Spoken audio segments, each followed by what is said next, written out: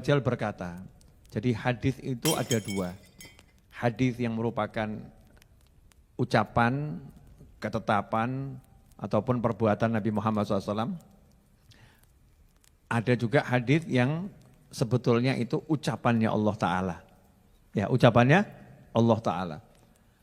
Tetapi bukan Al-Quran. Yang Rasul menyampaikan langsung kepada kita, ini Allah yang berkata gitu. Walaupun sejatinya semua ucapan Nabi SAW adalah ucapannya Allah. Kenapa? Wa ma yantiqu 'anil hawa. Karena baginda Muhammad SAW dalam Al-Quran dikatakan tidak pernah berbicara dari hawa nafsunya. Melainkan semua yang diucapkan Nabi, wahyun yuha. Adalah wahyu dari Allah Subhanahu wa ta'ala. Maka hadis yang sebetulnya ucapannya Allah tapi disampaikan Nabi SAW itu disebut hadis qudsi. Nah, ini termasuk hadis qudsi yang diriwayatkan oleh Imam Muslim. Yaqulullah azza wa jal. Allah azza wa jal berkata, ana 'inda dhanni 'abdi bi. Aku sesuai prasangka hambaku. Prakata hadisnya seperti ini. Ini penting untuk kita rasakan dulu biar kita bisa paham keseluruhan hadis. Aku sesuai prasangka hambaku terhadap diriku, kata Allah.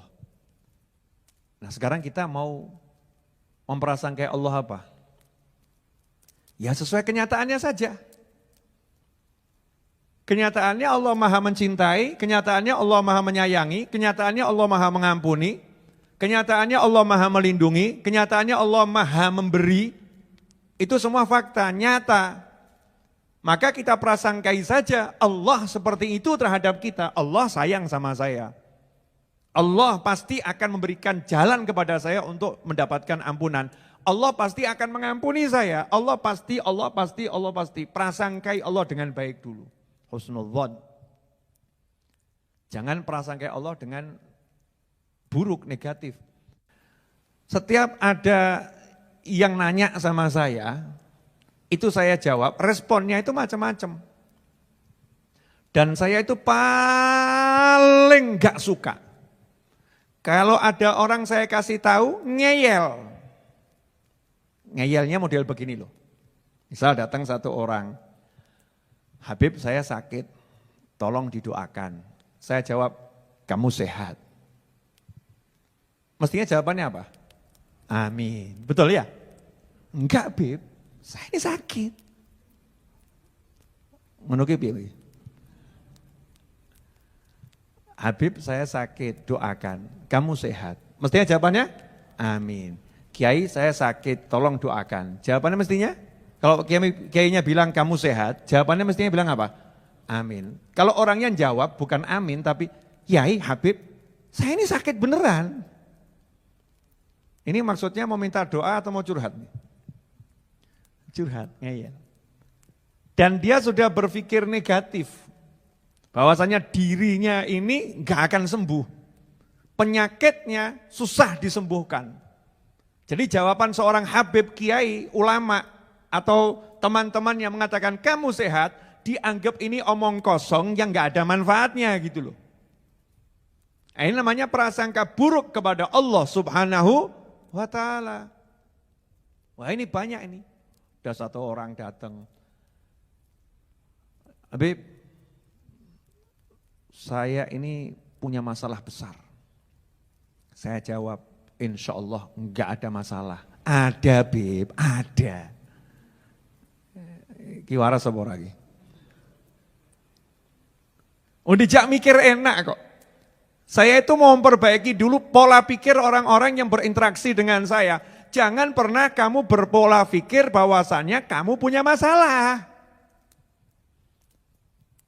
Kalau pola pikirnya gitu terus, berarti zonmu ya begitu. Prasangkamu saya dalam masalah.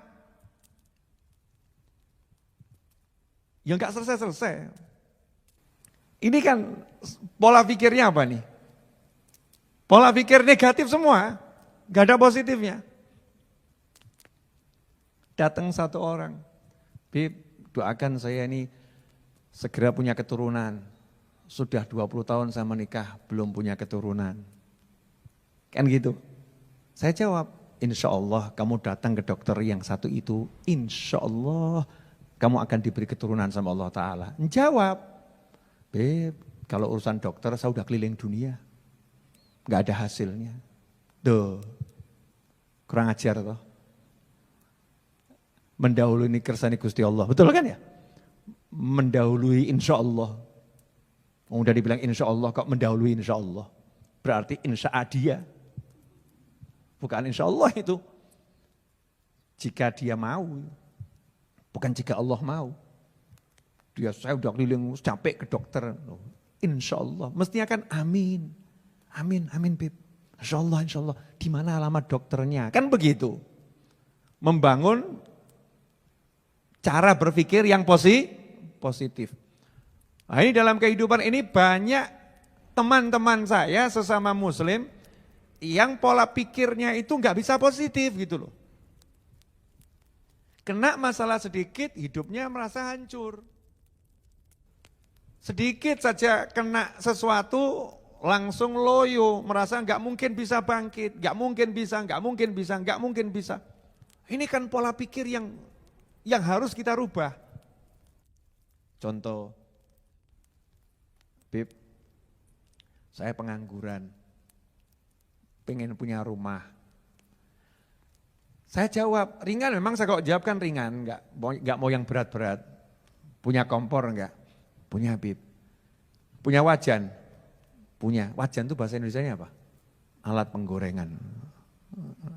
Ya, cawan, ya bukan juga tuh. Cawan wadah, bejana. Wajan juga ya? Iya, dari bahasa Jawa di Indonesia kan gitu. Kan asalnya Jawa wajan gitu kan. Wajan. Punya. Minyak punya enggak? Punya. Kira-kira uang 50.000 punya? Punya Beb, alhamdulillah. Ya sudah, ke pasar beli pisang, bawa pulang ke rumah, potong-potong, goreng, kelilingkan satu kota. Insya Allah nanti punya uang banyak. Jawab, Beb, kalau jual pisang goreng kapan sugih Beb? Oh, saya jawab, anak presiden aja jualan pisang. Dan ternyata ya menghasilkan duit, betul kan ya? Masa kamu sombong seperti itu? Dahului kersane Gusti Allah. Ini kan gak beres ini pola pikirnya. Menganggap kalau jualan pisang gak bisa sugih. Padahal itu Noto Suman tuh yang sugih-sugih jualan serabi. Serabi Noto Suman. Di Jogja itu banyak orang sugih gara-gara jual gudeg. Betul ya? Iya. Ada di Indonesia ini banyak orang sugih gara-gara jualan bebek goreng. Bebek goreng kan gampang toh, bebek digoreng selesai. Ya disembelih dulu, jangan langsung hidup-hidup digoreng. Ngaco kamu. Sembelih dulu. Syar'i goreng. Kalau pola pikirnya kerjaan ini tidak akan bisa membuat aku kaya, ya wis melarat, sudah miskin sebelum bekerja. Kenapa begitu? Ana 'inda dhanni 'abdi bi. Aku sesuai prasangka hambaku. Lah mikirmu ngono ya ngono. Makanya kalau ketemu orang-orang soleh itu, ini ya, ini mahal nih, rungokno nih, larang. Assalamualaikum, Yai, Habib, Ustadz. Waalaikumsalam warahmatullahi wabarakatuh. Doakan Yai, saya pengen nikah, jodohnya belum ada nih, nggak datang-datang. Yainya jawab, insya Allah besok kamu nikah. Jawab, kok besok toh Yai, tahun ini aja belum tentu kok. Itu jadinya adalah, ya wis, ya itu. Enggak besok, enggak tahun ini. Karena apa? Karena kamu sudah ngomong sendiri kepada Allah Ta'ala, aku prasangkai hari ini aku enggak nikah, besok enggak nikah, tahun ini enggak nikah. Maka Allah mengiyakan, ya wis, selesai. Berarti ucapan ini ngeri atau enggak ngeri nih? Ngeri. Makanya tanya sama teman-teman saya, sama relawan-relawan saya, sama santri-santri saya itu paling marah gitu ya. Kalau ada orang saya suruh bilang enggak bisa. Oh tajak gelut itu. Ya gelut dalam tanda kutip, ya orang gelut tenan mesti kalah aku tua kok ya.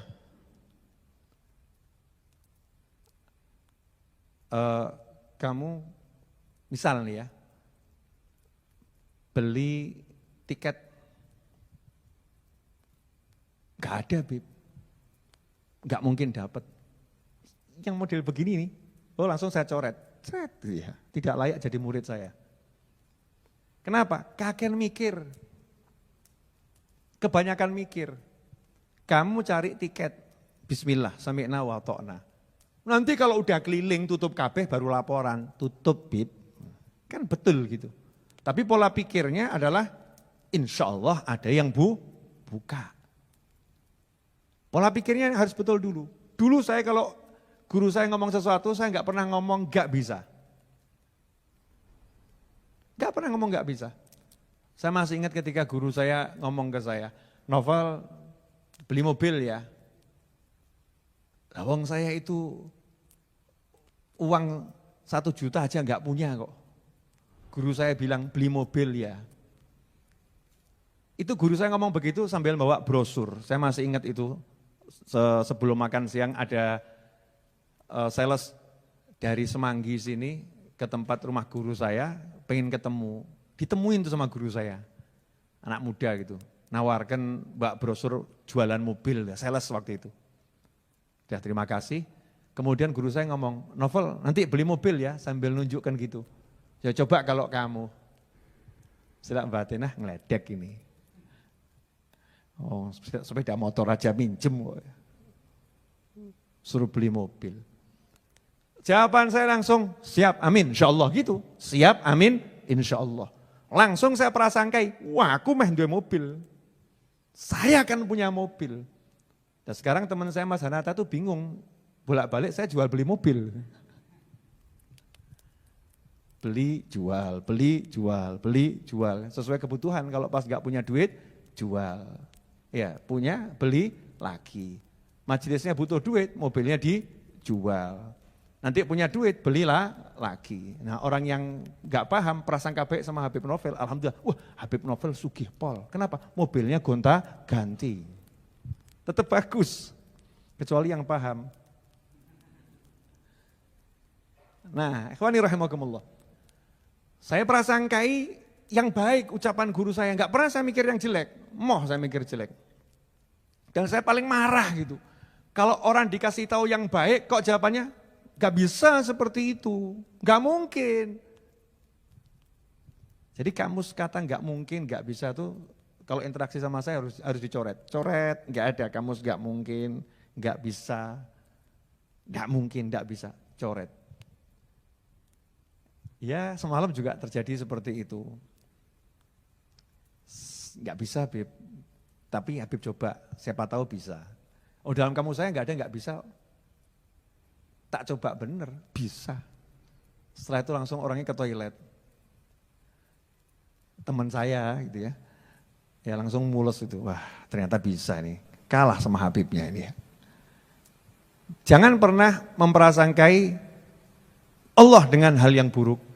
Jangan pernah memprasangkai dirimu dengan hal yang buruk. Termasuk prasangka buruk sama Allah itu memprasangkai diri kita dengan hal yang buruk. Jangan.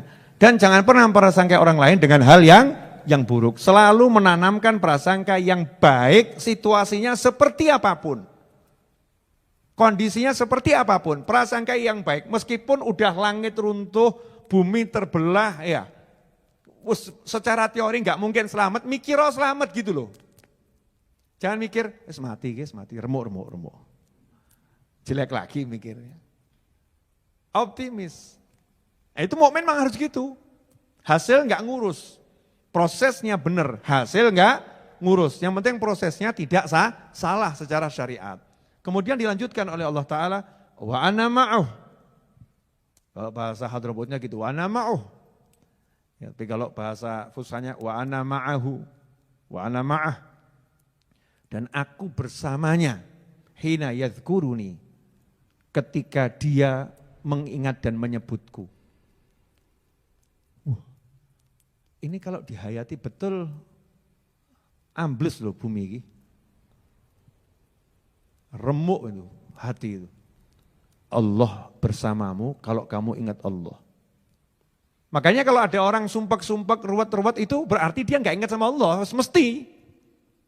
Mumet aku, berarti Allah lagi nggak sama kamu itu. Kenapa Allah nggak sama kamu? Karena kamu nggak sama Allah. Kamu nggak bersama dengan Allah, maka Allah nggak bersama dengan kamu. Kamu nggak ingat sama Allah, maka Allah nggak ingat sama kamu. Kamu meninggalkan Allah, maka Allah meninggalkanmu. Kok iso awakmu sumpek? Kok bisa kamu suntuk? Kok bisa? Lah, ya suntuk. Lah apa sebab suntukmu? Nggak punya duit. Berarti kamu lupa kalau yang bisa ngasih duit hanya Allah. Makanya kan sabda Nabi, la haula wala quwata illa billah, obat untuk 99 penyakit yang paling kecil alham. Sumpek suntuk itu penyakit paling kecil yang disembuhkan dengan la haula wala quwata illa billah. Jadi kalau sumpek itu datang, ngusirnya gampang. La haula wala quwata illa billah. Ruwet la haula wala quwata illa billah. Enggak ada duit la haula wala quwata illa billah. Jodohmu angel la haula wala quwata illa billah. Saya ngomong sopo gitu loh ya. La haula wala quwata illa billah. Hanya Allah yang bisa. Enggak ada yang lain. Kamu bakal begini, la haula wala quwata illa billah. Hanya Allah yang bisa, enggak ada yang lain. La haula wala quwata illa billah. Terus yakinkan itu, kuatkan itu. Maka saat itulah Allah bersama kita waktu kita ingat sama Allah. Allah bersama kita artinya apa? Malaikat-malaikatnya Allah bersama kita. Junudullah. Ya, junudullah itu bersama kita. Bala tentaranya Allah bersama kita. Malaikat-malaikatnya Allah bersama kita. Malaikat akan mendoakan, sumpekmu hilang, sumpekmu hilang. Masya Allah, kepala kita tiba-tiba dikasih berbagai macam ide lewat lintasan-lintasan bisikan-bisikan positif dari malaikat. Begitu ruwet urusan rezeki, la haula wala quwata illa billah, la haula wala quwata illa billah. Mulailah Allah kirimkan, Allah bersamanya, maka Allah kirimkan bala tentaranya, malaikat pun mendampingi, malaikat memberikan segala macam ide. Berbuatlah ini, bekerjalah ini, lakukan ini. Nimbulkan optimis, gampang ki urusan duit beres. Bala tentara Allah bersama kita. Rahmatnya Allah, hati dibuat adem. Rahmatnya Allah turun. Allah kasih nur cahaya di hati kita, gelapnya nyingkir, tenang. Nah kenapa bisa tenang, bisa enggak ruwet, bisa enggak mumet? Karena Allah bersamanya. Allah bersamanya apa artinya? Di antaranya dikasih rahmat, dikasih sakinah, ya ketenangan hati, dikasih cahaya sehingga bisa melihat dengan jelas, dikasih malaikat yang mengelilingi, malaikat yang melindungi, malaikat yang menolong. Ya tenang. Seperti Nabi Ibrahim alaihissalam mau dilempar ke api Namrud. Nabi Ibrahim gak pernah lupa mau dilempar ke api Namrud. Ya malaikatnya yang sibuk, malaikatnya Allah sibuk. Satu demi satu malaikat itu berbondong-bondong datang. Sendiko dawuh, mau diperintah apa siap, saya malaikat membawa angin. Saya mau kirim angin biar apinya padam, enggak usah. Malaikat membawa hujan, saya diperintah Allah untuk membantu kamu. Saya siap ngirim hujan ke sini biar padam apinya, enggak usah.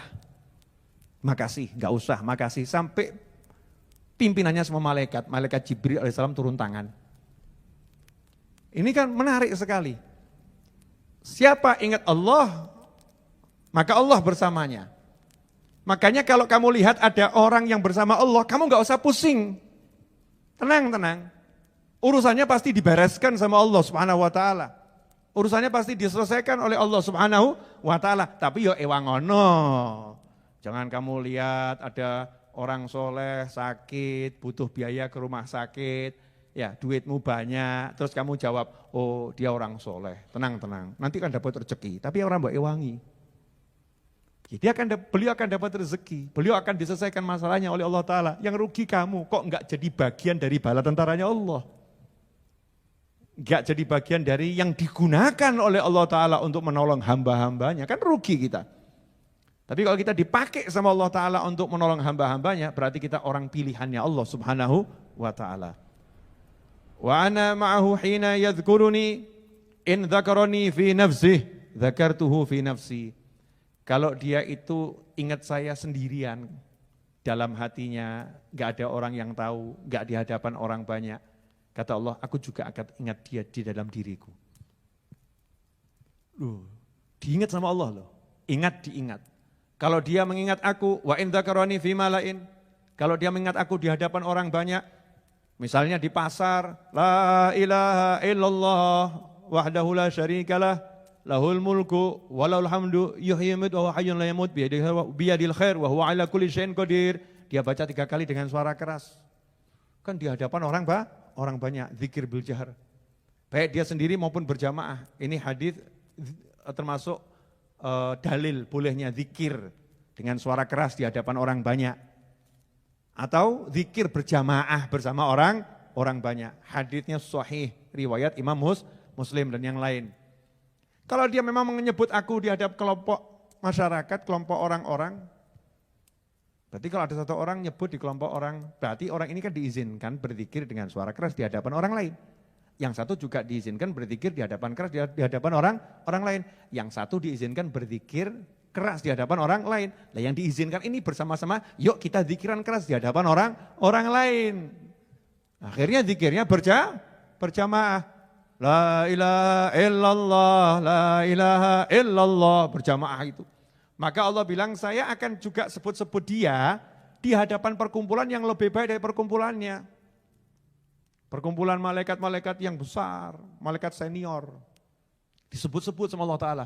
Ini fulan, ini lagi nyebut aku nih. Ingat-ingat aku di majelisnya, di pasarnya, di suronya, di langgarnya. Disebut. Lah bayangkan kita di bumi, nama kita disebut di langit yang paling tinggi.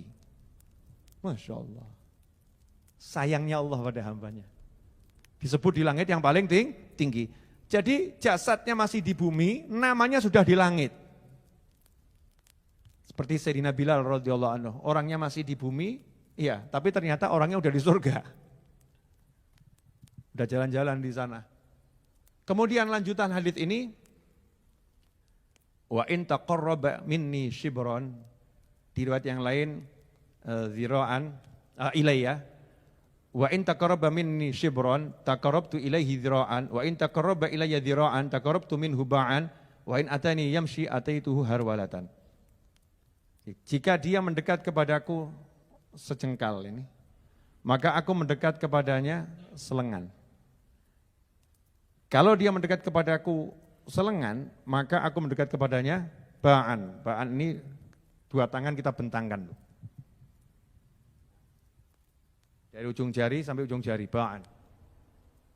Jika dia mendekat kepadaku dengan berjalan kaki, maka aku akan berlari menghampirinya, berlari kecil menghampirinya. Jangan salah mengartikan hadis ini ya, ini bukan menyamakan Allah dengan makhluk.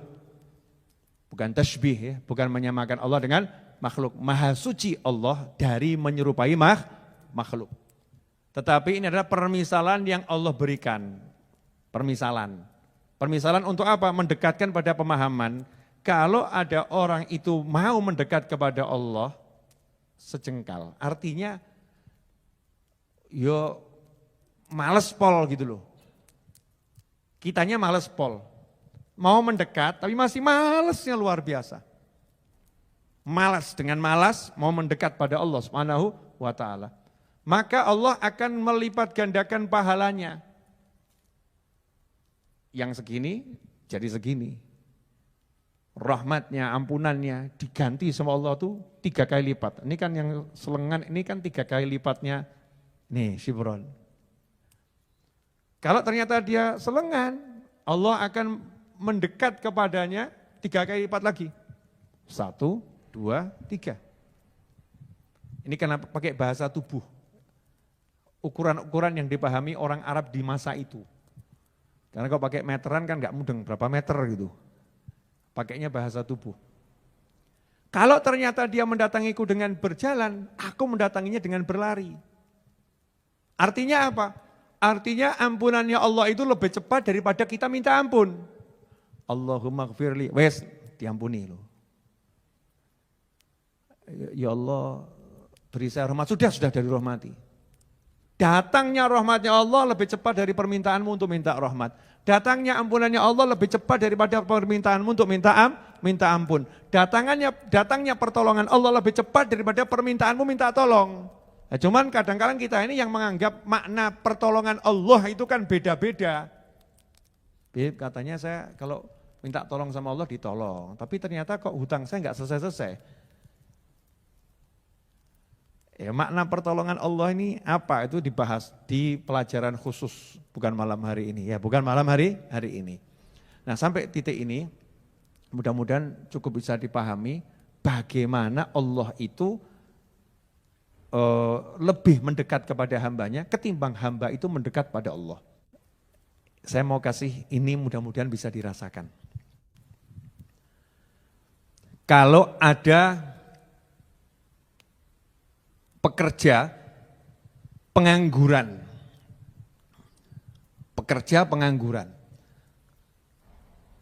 terlilit hutang, dan terancam diceraikan oleh istrinya. Karena istrinya udah nggak kuat hidup dengan seorang suami yang nggak bisa memberi nafkah. Bukan nggak mau ya, tapi nggak bisa memberi nafkah. Terus pekerja tadi mendatangi orang yang terkaya di desanya,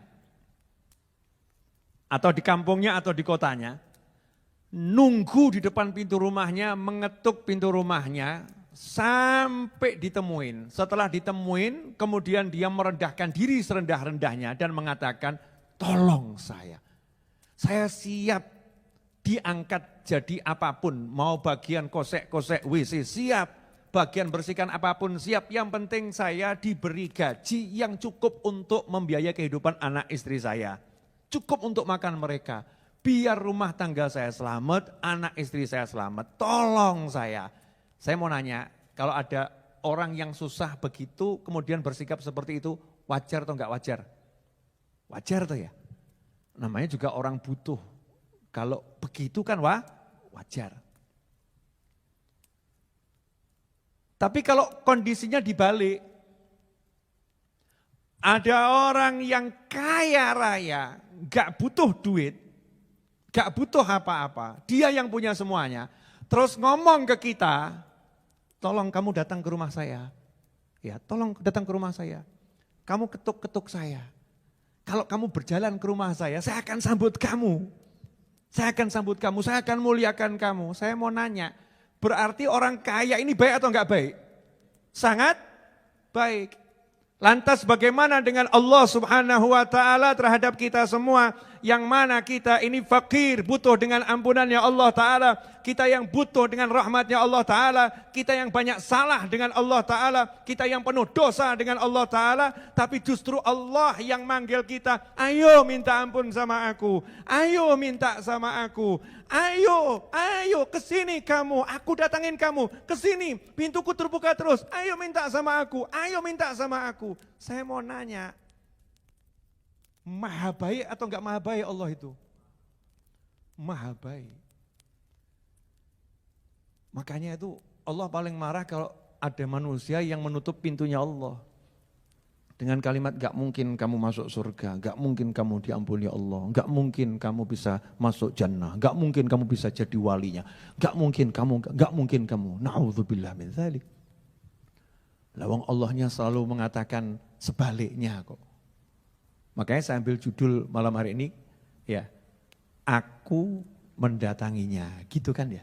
Jika dia berjalan, aku mendatanginya berlari, menghampirinya berlari. Untuk memberitahu bahwasannya Allah Ta'ala itu sangat mencintai kita semua. Jazakumullah khairan.